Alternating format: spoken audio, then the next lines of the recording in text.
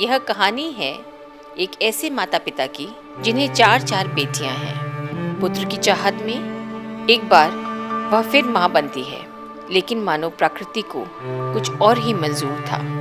पांचवी बार भी बेटी ही पैदा हो गई और वह सब कुछ हुआ जो नहीं होना चाहिए था। बच्चियां सो गई?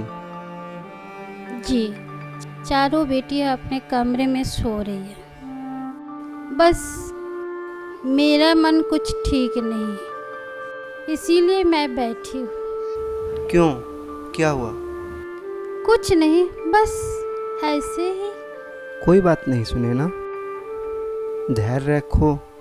अब थोड़े समय की बात है, सब ठीक हो जाएगा। क्या ठीक हो जाएगा? पहली बेटी रंजना के बाद यही तो सुनते आ रही हूँ, सब ठीक हो जाएगा, सब ठीक हो जाएगा। हाँ, लेकिन हम कर भी क्या सकते हैं? बार बार बेटियां जो पैदा हो जाती है, लेकिन पक्का विश्वास है इस बार बेटा ही होगा।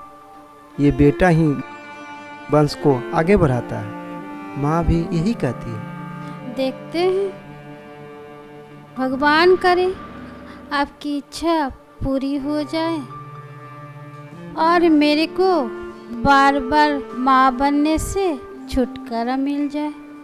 हाँ, चलो अब सो जाओ, रात ज़्यादा हो गई है।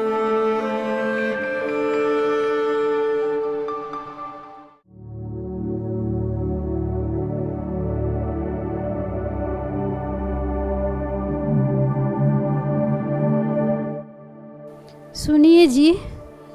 हाँ, पेन हो रहा है क्या?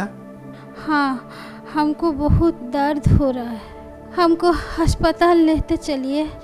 हाँ, संभालो अपने आप को, मैं गाड़ी लेके अभी आया।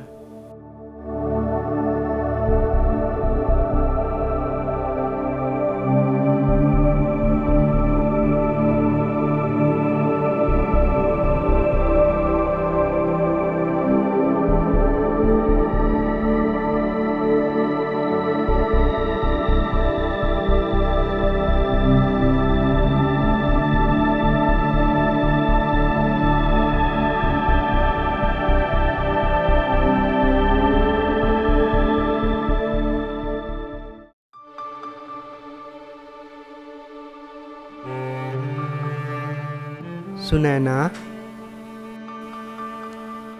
हाँ, बताइए, कैसा है मेरा बेटा? नहीं सुनैना, इस बार भी हमें बेटी ही हुई है। हे भगवान, अब क्या होगा? कैसी है मेरी नन्ही सी बेटी? नहीं सुनैना, कुछ भी ठीक नहीं है, वो सीरियस स्थिति में है। उसे क्या हुआ?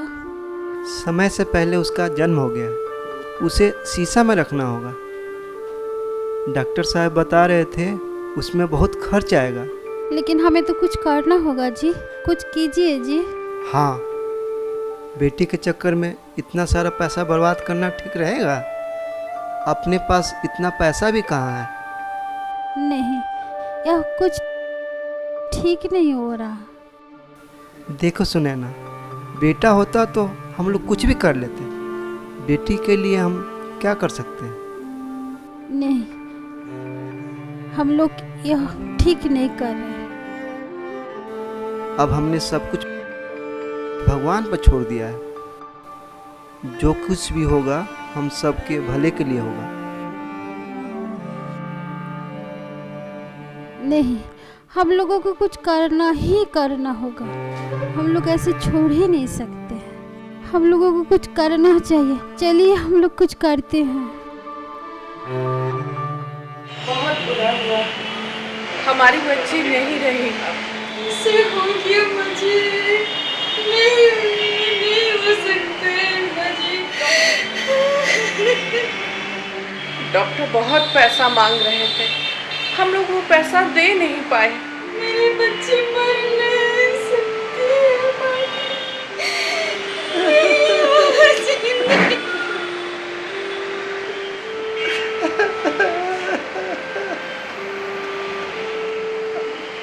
अब जो होना था सो हो गया। अब घर चलने की तैयारी करो।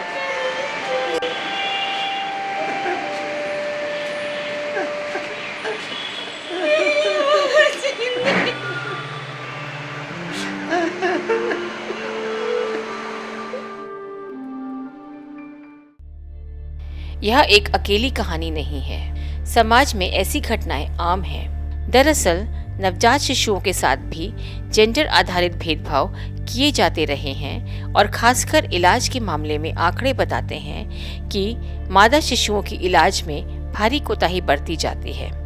इसके कई कारण हैं। इसके पीछे बहुत वजह हो सकती हैं। पहली वजह बच्चों के प्रति माँ बाप का अवेयरनेस, सेक्स रेशो के प्रति माँ बाप के में अवेयरनेस की कमी होना, ये इम्पोर्टेंट है।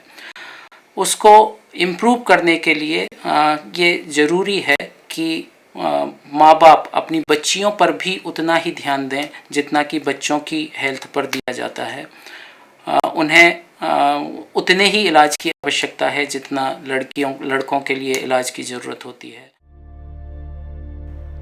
कारण चाहे जो भी हो, एक आंकड़े के अनुसार 65% नर शिशुओं को और मात्र 35% मादा शिशुओं को SNCU में एडमिट कराया जाता रहा है। इसके लिए जो है वो ये करना चाहिए कि हमारा एक ऑब्जेक्टिव क्राइटेरिया होना चाहिए जिसमें कि 10-15 जो रीजंस हैं to be referred to ICU वो हर लेबर रूम में जो है वो पोस्टेड होने चाहिए और ये बड़े स्ट्रिक्ट इंस्ट्रक्शंस होने चाहिए चेकलिस्ट के हिसाब से कि जो भी डिलीवरी कराता है या कराती है वो टिक करे कि इनमें से कोई भी रीज़न नहीं है और फिर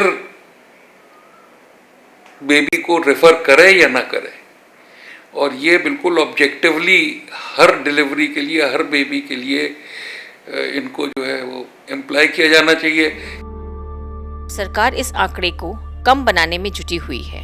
यूनिसेफ भी सरकार की मदद कर रही है। UNICEF has been working very closely with the government of Bihar Health Department, with the development partners for many years in addressing child health and newborn health, and especially in the areas of disparities like gender disparities and also inequalities related to certain social groups.